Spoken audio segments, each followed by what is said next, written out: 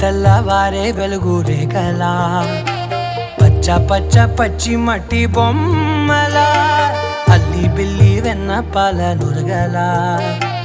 అచ్చ తెలుగు ఇంటి పూల కొమ్మలా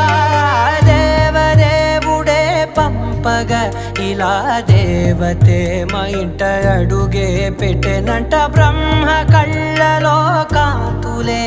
మా అమ్మలా మా కోసం మళ్ళీ లాలి పాడేనంట.